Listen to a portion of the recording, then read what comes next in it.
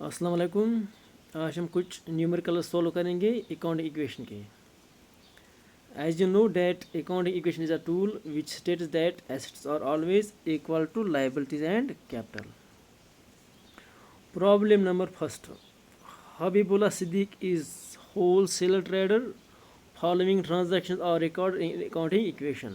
First one is commence business with cash rupees 2 lakh and land rupees 50,000। Habibullah Siddiq एक wholesale trader है। उसने अपनी business start की है कैश और लैंड के साथ। कैश कितना है 2 lakh and land is rupees 50,000।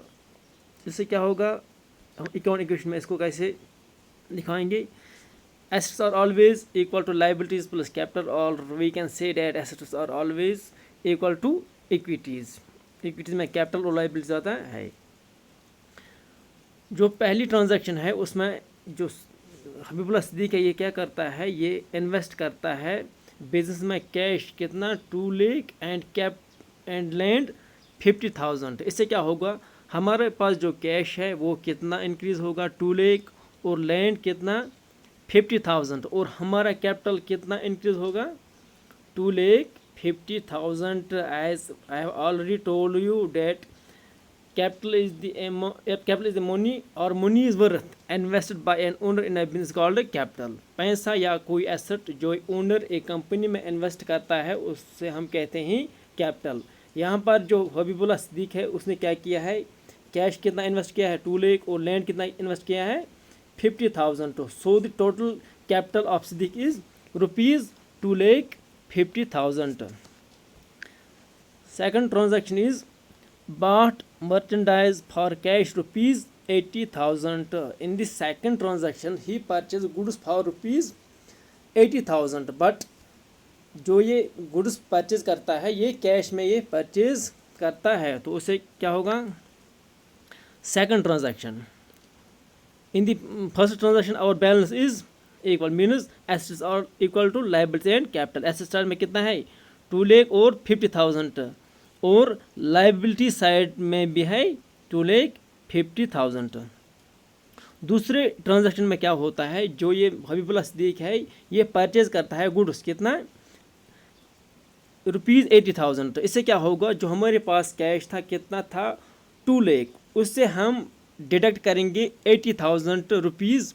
क्यों, क्योंकि हमने गुड्स परचेज किए हैं फॉर रुपीज़ 80,000। तो उसमें हम क्या करेंगे, कैश को लेस करेंगे कितना 80,000, एंड गुड्स हमारे पास कितना आए हैं रुपीज़ 80,000 के गुड्स हमारे पास आए हैं। तो हम इसको किस साइड में लिखेंगे, under the heading of goods. So our cash is decrease by rupees 80,000 and our goods are increase by rupees 80,000। So net effect क्या पड़ेगा हमारी इस अकाउंट इक्वेशन पर। अब हमारे पास कितना बचा है, कैश 1,20,000, गुड्स कितना हमारे पास है 80,000, land 50,000। So our total capital हमारे पास कितना बचा है 2 lakh 50,000। So our balance is equal, assets are equal to liabilities and capital. Third one, cash sales of worth rupees 25,000। In the next transaction ये जो हबीबुल्ला सिद्दीक है ये क्या करता है, ये कैश सेल्स करता है कितना रुपीज़ 25,000। तो इससे क्या होगा, जब हम कोई कैश सेल्स करते हैं तो हमारे पास कैश आ जाता है। तो ये जो 25,000 है ये हम किसको ऐड करेंगे, कैश को। लेकिन हमने गुड्स सेल किए हैं तो इससे क्या होगा, हमारे जो गुड्स थे वो कम होंगे कितने 25,000। इसलिए ये हम ब्रैकेट में लिखते हैं, मीन्स ये हम लेस करते हैं गुड्स से 25,000, और कैपिटल पर हमारा कोई असर नहीं पड़ेगा। बैलेंस इज, हमारे पास कितना कैश बचा है अब 1,45,000, गुड्स 55,000, लैंड 50,000, और कैपिटल जो हमारे पास था वो उतना ही है। Bought goods on credit from Salman of worth rupees 50,000 हमने क्या किया है, हमने गुड्स परचेज किए हैं, लेकिन क्या किए हैं, क्रेडिट किससे, सलमान से। तो उससे हमारी जो लाइबिलिटी है वो इंक्रीज होगी। 50,000। ट्रांजैक्शन नंबर 4, जब हम कोई गुड्स परचेज करते हैं ऑन क्रेडिट, तो इससे क्या होगा, हमारे गुड्स इंक्रीज़ हो जाएंगे, कितने, जितने कि हमने गुड्स परचेज किए हैं। इस ट्रांजैक्शन में हमने 50,000 गुड्स परचेज किए हैं, तो इससे क्या होगा, हमारे गुड्स इंक्रीज़ होंगे। और साथ ही क्या होगा, जो हमारे पास लाइबिलिटी साइड में क्रेडिटर्स थे वो भी इंक्रीज़ होंगे, कितने, 50,000। तो इस क्वेश्चन में हमने वही लिखा है, गुड्स को ऐड किए हमने कितने, 50,000, और क्रेडिटर को हमने कितने ऐड किए हैं, 50,000। क्यों, क्योंकि ये जो हम गुड्स परचेज करते हैं ये हम ऑन क्रेडिट परचेज करते हैं, मीन्स ये हम उधार में परचेज करते हैं। तो इसलिए हम ये किस साइड में लिखेंगे, क्रेडिट साइड में 50,000 हम ऐड करेंगे। तो बैलेंस अब हमारे पास कितना है, कैश है 1,45,000, गुड्स है 1,05,000, लैंड है 50,000। ऑन दी लाइबिलिटी साइड हमारे पास क्या है, क्रेडिटर 50,000 एंड कैपिटल 2,50,000।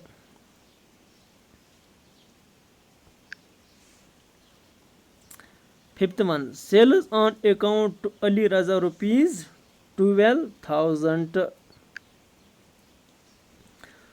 हमने क्या किया है, सेल्स कितना, 12,000, लेकिन इस क्वेश्चन में ये मेंशन नहीं किया गया है कि ये हमने कैश में सेल किया है या क्रेडिट में। जब ये क्वेश्चन में नहीं दिखाया गया हो कि हमने कैश में सेल किया है या क्रेडिट, तो इसका मतलब ये होता है ये हमने ऑन क्रेडिट सेल किया है। जब ये क्वेश्चन में नहीं दिखाया गया होगा कि whether we have sales these goods on cash और credit, in this question it has not been mentioned whether it has been sold on cash or credit, so we assume that these sales are credit sales। अगर इस question में mention किया गया होगा कि हमने cash sales किए हैं तो हमारे पास कोई प्रॉब्लम नहीं थी, लेकिन इसमें ये मेंशन नहीं किया गया है कि हमने ये कैश सेल किया है या credit sale, so we assume that is a credit sale, so we will write it on the debtor side। कितना, जब हमने सेल किया है तो हमारे जो गुड्स थे वो कम होंगे, कितना, 12,000, एंड हमारे पास जो डेटर्स हैं वो बढ़ेंगे। डेटर्स हम उनको कहते हैं जो कंपनी को पैसे, विच ओ मनी टू दी कंपनी, उनको हम कहते हैं डेटर्स। जब हमने कोई सेल क्रेडिट सेल किया है तो इससे क्या होगा, हमारे डेटर्स इंक्रीज़ हो जाएंगे, कितने, 12,000। क्रेडिटर पर कोई असर नहीं पड़ेगा, एज वेल एज कैपिटल पर भी कोई असर नहीं पड़ेगा।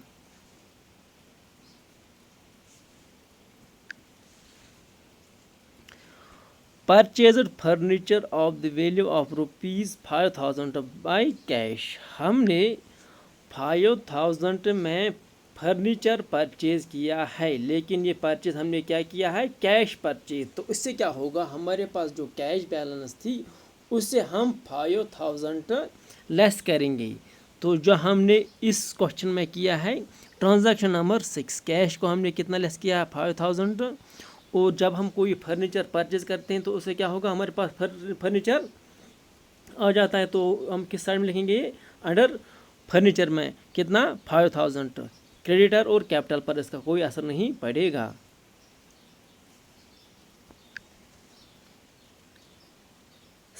Seventh, received cash from Ali Raza of ₹10,000। हमने अली रजा को क्या किया था, क्रेडिट सेल। तो इस ट्रांजैक्शन में हम उससे पैसे लेते हैं कि कितने, 10,000। तो हम कैश साइड में ये ऐड करेंगे, और जो अली वो एक डेटर था उससे हम क्या करेंगे, 10,000 रुपीज़ लेस करेंगे, क्योंकि अब उसने 10,000 हमें पैसे दिए हैं, तो अब उसके पास कितने बचे हैं, 2,000। सो नेट इफेक्ट क्या पड़ेगा हमारे इस अकाउंट इक्वेशन पर, 10,000 हमने कैश को ऐड किया है और 10,000 हमने डेटर से लेस किए हैं। बैलेंस हमारे पास कितना है, कैश में है 1,50,000, goods 93,000, land 50,000, debtors 2,000, furniture 5,000, creditors 5,000, and capital 2,50,000. Return defective furniture of worth ₹1,500. हमने क्या किया है, डिफेक्ट फर्नीचर को रिटर्न किया है ऑफ ₹1,500. तो ये जो 1,500 है ये हम वापस ऐड करेंगे कैश को, और फर्नीचर से हम 1,500 लेस करेंगे, क्योंकि ये हम रिटर्न करते हैं जिससे हमने ये परचेज किए थे. Last one is paid wage ₹1,000, rent 2,000, and electricity bill ₹15,000. तो इससे क्या होगा, हमारा कैश कम होगा और इससे हमारा कैपिटल भी कम होगा, क्योंकि एक्सपेंस से हमारा कैपिटल डिक्रीज़ होता है और इनकम से हमारा कैपिटल इंक्रीज़ होता है. तो इस वक्त जो हमने ये जो वेजेस, रेंट और इलेक्ट्रिसिटी बिल है, इससे हमने ये हमने कैश से लेस किए हैं और कैपिटल से भी हमने ये लेस किए हैं.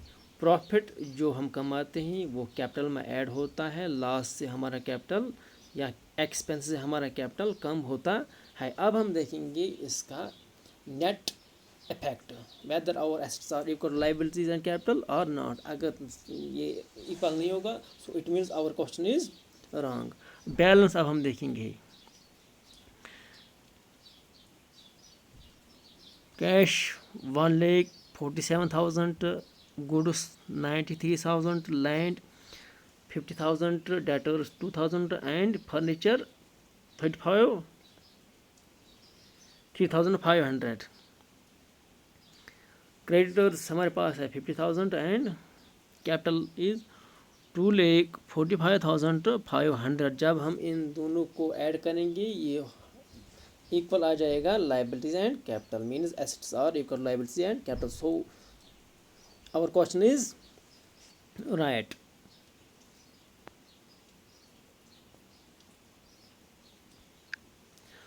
Problem number 2. Mohammad Faizan Abid had the following transaction. Use account equation to show their effect on his assets, liabilities and capital.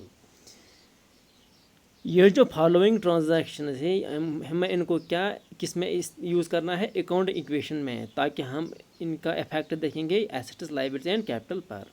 Invested ₹15,000 in cash, वो पैसा जो एक ओनर इन्वेस्ट करता है बिजनेस स्टार्ट करने में, उससे हम कहते हैं कैपिटल. यहाँ पर क्या ये फैज़ान करता है, ये इन्वेस्ट करता है कितना, ₹15,000 इन कैश. ये कैश में इन्वेस्ट करता है किसमें, कंपनी में. तो इससे क्या होगा, हमारा कैश इंक्रीज होगा 15,000 और हमारा कैपिटल भी कितना आ जाएगा 15,000, जो हमने इस क्वेश्चन में किया है. कैश कितना हमने लिखा है 15,000 और capital 15,000. Second transaction, purchased securities for cash ₹7,500. हमने क्या किए हैं, सिक्योरिटीज़ परचेज़ किए हैं. हमारा कैश डिक्रीज़ होगा और हमारे सिक्योरिटीज़ इंक्रीज़ होंगी. हम किस साइड में लिखेंगे, under the heading of securities 7,500, और कैश से हम क्या करेंगे, ये अमाउंट लेस करेंगे.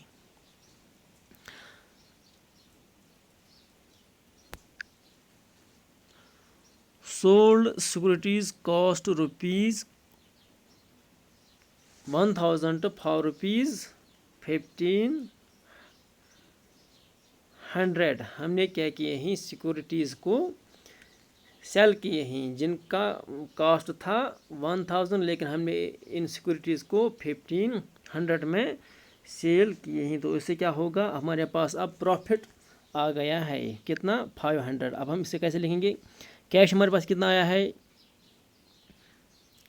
1,500 और सिक्योरिटीज़ जिनका कॉस्ट कितना था 1,000, उनको हमने क्या सेल किया है कि वो फिर कितना था 1,000, और जो ये 500 है ये हमारे पास प्रॉफिट है, ये हमने प्रॉफिट अर्न किया है, तो ये हम किस साइड में लिखेंगे, कैपिटल, क्योंकि प्रॉफिट से हमारा कैपिटल इंक्रीज होता है, तो इसका जो नेट इफेक्ट होगा वो इक्वल होगा। Purchase an old car for ₹2800 cash.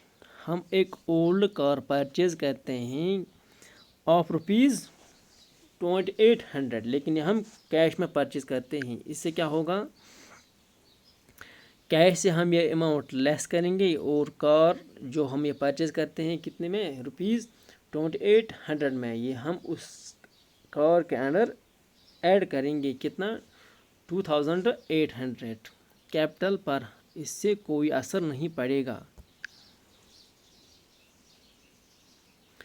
Paid cash as salary ₹3600 हम क्या करते हैं, सैलरी पे करते हैं कितना, 3600। कैश से हम ये लेस करेंगे कितना, 3600। ये एक एक्सपेंसेस है, तो इससे क्या होगा, हमारा कैपिटल भी डिक्रीज हो जाएगा, तो हम ये कैपिटल से लेस करेंगे 3600।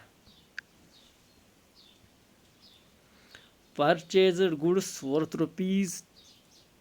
₹10,000 फ्रॉम रहमान। इस क्वेश्चन में यही मेंशन नहीं किया गया है कि हम ये परचेज करते हैं कैश में या क्रेडिट में। जब ये नहीं दिखाया गया होगा ये हम परचेज करते हैं कैश में, so it means we are purchasing these goods on credit, क्योंकि इस क्वेश्चन में ये मेंशन नहीं किया गया है कि हम ये परचेज में, ये हम कैश में परचेज करते हैं। जब ये नहीं दिखाया गया होगा तो it means we are purchasing it on credit.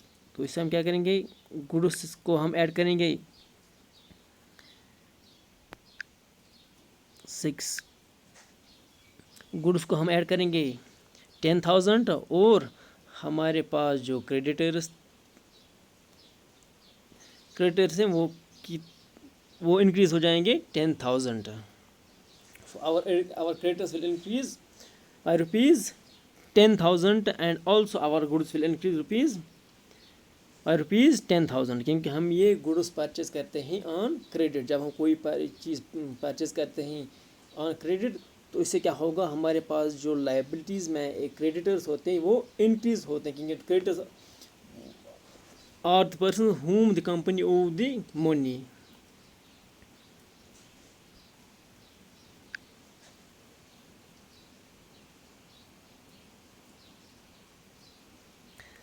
Paid cash for expenses ₹300। हम क्या करते हैं,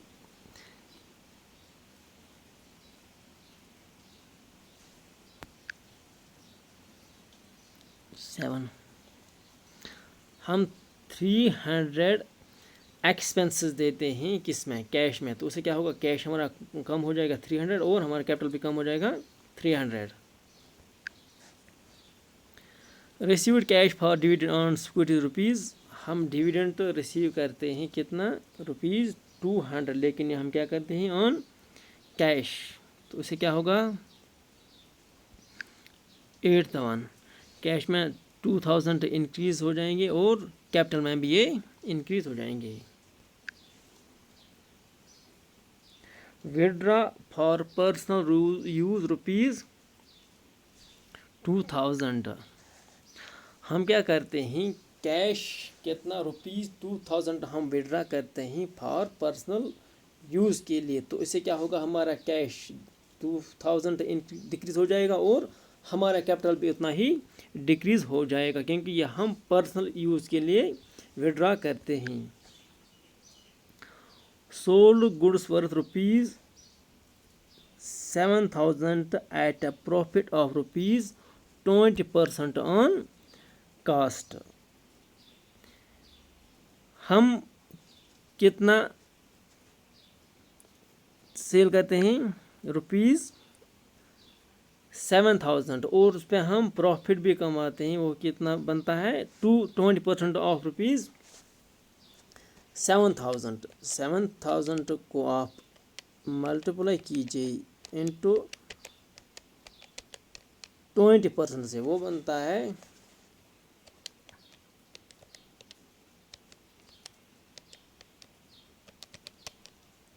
1400 और उनका कॉस्ट कितना था 7000। So it means we are earning ₹1400 profit. Total हम कैश हमारे पास कितना आता है 7000 उनका जो कॉस्ट था प्लस 1400 जो हम इस पे प्रॉफिट अर्न करते हैं। सो आवर टोटल कैश हमारे पास कितना आता है 8400। गुड्स हम कितने बेचते हैं ₹7000 के गुड्स हम बेचते हैं और 1400 हम इसमें प्रॉफिट अर्न करते हैं। सो ये जो 1400 है ये किस में आ जाएगा अंडर कैपिटल, क्योंकि जो प्रॉफिट होता है इससे कैपिटल हमारा इंक्रीज होता है।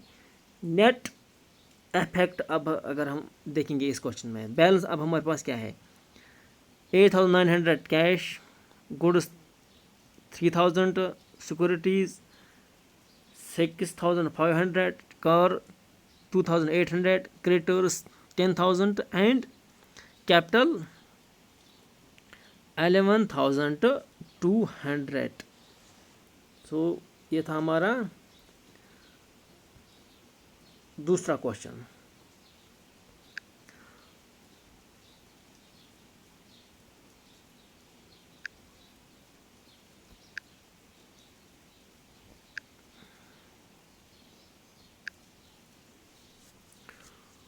Another problem. Prove that the economic equation is satisfied in all the following transactions of Wajiha, Ajaaz owner of business enterprise. ये क्या करता है, ये स्टार्ट करता है business with cash value of ₹5 lakh. ये कितना इन्वेस्ट करता है कंपनी में ₹5 लाख। ऑलरेडी मैंने आपको कहा है कि जो एक ओनर है जब ये कोई बिजनेस स्टार्ट करता है तो उसे क्या होता है कैश में भी इंक्रीज होता है और कैपिटल में भी इंक्रीज होता है। इसमें भी हम ये करेंगे कैश कितना हमारे पास आ गया है 5 लाख और capital 5 lakh. So assets are equal to liability and capital. Asset में भी हमारे पास है 5 लाख और लायबिलिटी साइड में भी हमारे पास है 5 लाख।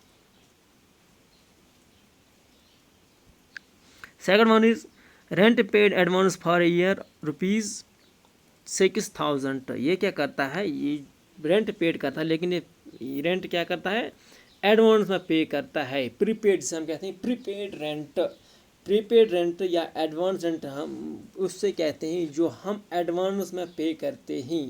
अब ये ड्यू नहीं हुए हैं लेकिन ये हम एडवांस में पे करते हैं। ये एक एसेट होता है कंपनी के लिए। तो ये जो हम 6000 पे करते हैं हम कैश से ये लेस करेंगे कितना 6000 और इसके लिए हम कि ये जो 6000 है किस साइड में हम फिर लिखेंगे प्रीपेड रेंट में, क्योंकि प्रीपेड रेंट एसेट साइड में आता है।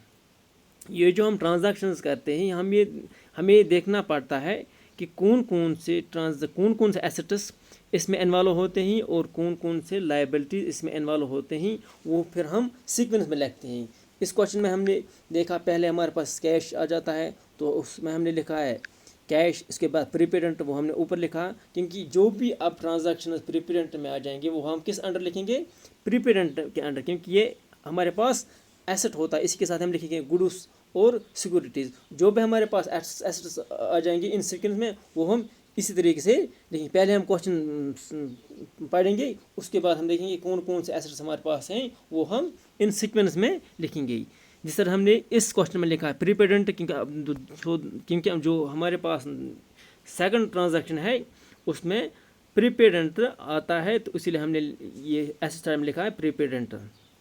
सो जो हमने ये एडवांस में रेंट पे किया है तो उससे क्या होगा कैश हमारा डिक्रीज हो जाएगा कितना 6000 और प्रीपेड रेंट एक एसेट है कंपनी के लिए तो उसमें कितना इंक्रीज हो जाएगा 6000।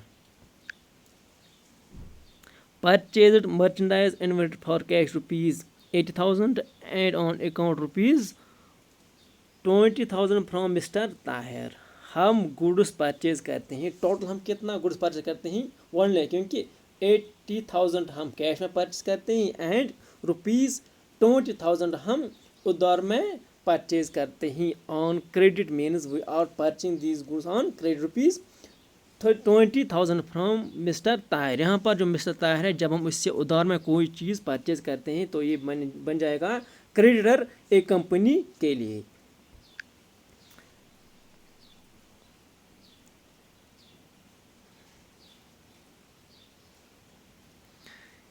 इससे क्या होगा, 80,000 में हम गुड्स परचेज करते हैं इन कैश, कैश से हम कितना कम करेंगे 80,000, हमारे पास टोटल गुड्स कितने आ जाते हैं, वो बनते हैं 1 लाख, क्योंकि हम 80,000 ऑन कैश परचेज करते हैं और ₹20,000 में ऑन क्रेडिट हम कितना परचेज करते हैं, ₹20,000। So our total goods becomes 1 lakh. Total में हम कितने गुड्स परचेज करते हैं, 1 लाख। सो है हम लिखेंगे इसमें 80,000 हम किस के अंडर लिखेंगे, कैश के अंडर, और गुड्स हमारे पास कितने आ जाते हैं 1 लाख, और क्रेडिटर्स इसे हमारे कितने बनते हैं 20,000, क्योंकि जो हम ये ₹20,000 के गुड्स हम परचेज करते हैं ये हम उधार में परचेज करते हैं, तो इससे कंपनी में क्या होता है, क्रेडिटर्स क्रिएट होते हैं ₹20,000। Purchase marketable securities for cash ₹1 lakh. हम क्या करते हैं, हम मार्केटेबल सिक्योरिटीज़ परचेज करते हैं, लेकिन ये हम करते हैं कैश में परचेज। कैश इससे क्या होगा, 1 लाख कैश हमारा डिक्रीज़ हो जाएगा और हमारे सिक्योरिटीज़ उतना ही इंक्रीज़ हो जाएंगे। तो ये जो 1 लाख है ये हम सिक्योरिटीज़ में ऐड करेंगे और 1 लाख हम कैश से डिडक्ट करेंगे।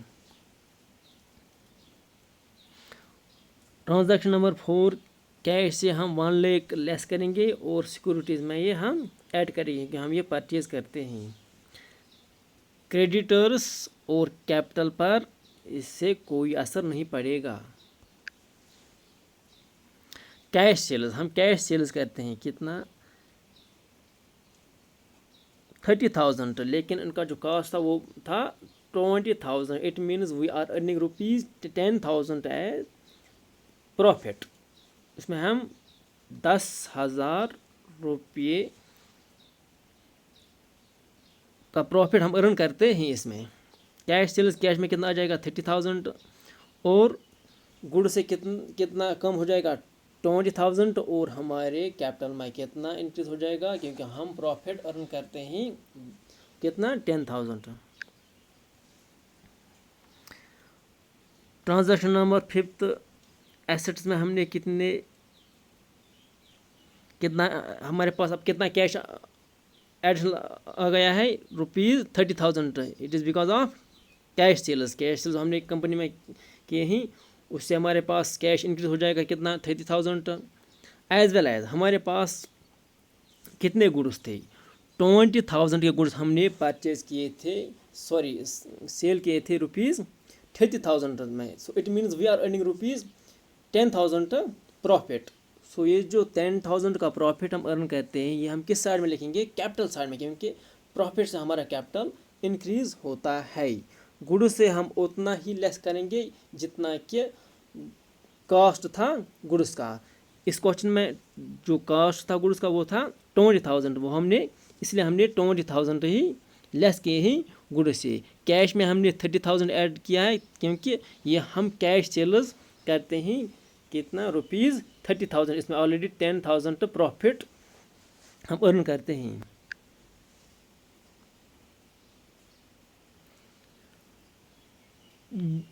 During the period rent expires ₹2,000। Rent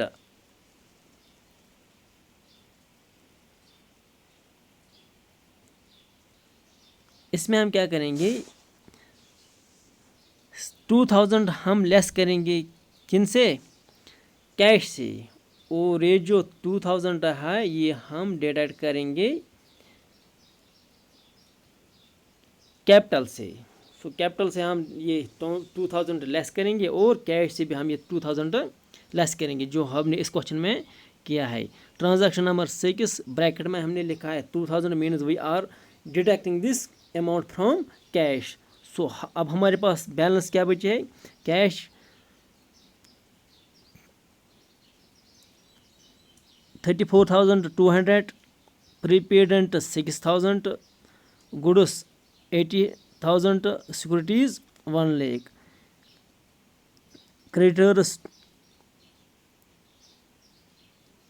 20,000, capital हमारे पास कितना था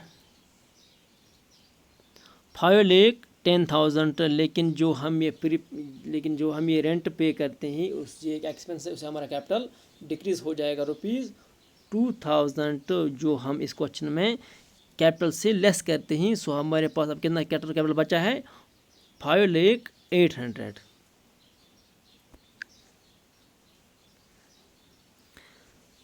transaction number 7, commission paid during the trading was ₹1,000। हम क्या करते हैं, हम कमीशन पे करते हैं कितना 1,000। जब हम कमीशन कोई पे करते हैं, commission is also an expenses for the company, तो उससे क्या होगा कैश हमारा उतना डिक्रीज हो जाएगा और हमारा कैपिटल पे उतना कम हो जाएगा। जो इस क्वेश्चन में हमने किया है, ब्रैकेट में हमने 1,000 लेस किया है कैश से और कैपिटल को भी हमने 1,000 लेस किया है। तो इससे हमारा बस अब कैपिटल कितना बचा है 5,07,000। Received cash dividend ₹4,000 on marketable securities. जो हमने मार्केटेबल सिक्योरिटीज़ परचेज़ किए थे उससे हम क्या लेते हैं, रिसीव करते हैं कैश डिविडेंड कितना 4,000। ये हम क्या, इससे हम क्या करेंगे, इससे हम कैश को ऐड करेंगे क्योंकि हमारा इससे इंक्रीज़ होता है as well as our capital also increase कितना 4,000, जो हमने इस क्वेश्चन में लिखा है। कैश को हमने 4,000 ऐड किया है and also we add ₹4,000 on capital.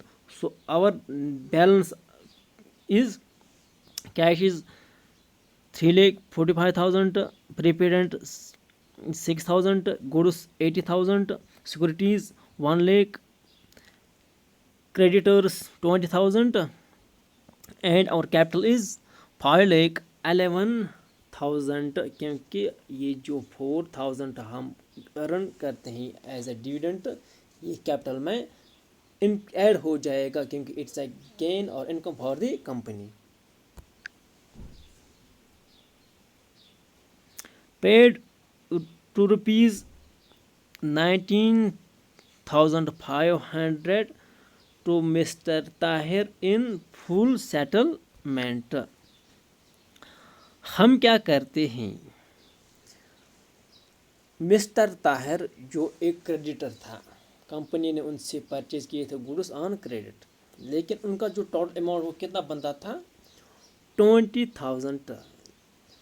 सो हमें 20,000 उनको देने थे, लेकिन हम कितने देते हैं इसको 19,500। लेकिन साथ में क्वेश्चन में ये भी दिखाया गया है कि we are paying ₹19,500 to mister Tahir in full settlement. मीन्स जितना हम इसको पैसे जितना हमने ये उधार लिया था उससे ये गुड्स, सो टोटल जो अमाउंट बनता था हम पे करते हैं 90,500, लेकिन इन फुल सेटलमेंट मतलब ये होता है अब सारा हिसाब ख़त्म हुआ है। मीन्स ये जो 500 है ये एक तरह का हमें डिस्काउंट मिल रहा है, कैश डिस्काउंट। तो इससे क्या होगा, ये कैपिटल में ऐड हो जाएगा। It is a profit, it is an income for the company. क्योंकि हमें कितने पैसे देने थे मिस्टर ताहिर को 20,000, लेकिन हम कितने देते हैं 1,05,000 इन फुल सेट मतलब इन फुल सेटलमेंट। मीन्स का मतलब ये है कि हम इसका जो सारा हिसाब था वो अब ख़त्म हुआ है। ये जो 5,000 हम कम देते हैं it's actually a discount for the company जो मिस्टर ताहिर कंपनी को देता है। सो ये कंपनी के लिए क्या है, इनकम है। कैश हमारा कितना कम हो जाएगा जितना हम इसको देते हैं 19,500। उनका जो अकाउंट था उस वो कितना था 20,000। तो ये जो अमाउंट है ये सारा हम लेस करेंगे। हालांकि पे हम कितना करते हैं 500, लेकिन इन फुल सेटलमेंट का मतलब ये हुआ है कि ये जो सारा हिसाब था मिस्टर ताहिर के साथ ये अब ख़त्म हुआ है। 5,000 is actually a discount for the company. So ये हम किस साइड में लिखेंगे, under the heading of capital कितना 500, तो उससे हमारा कैपिटल क्या हो जाएगा, इंक्रीज हो जाएगा।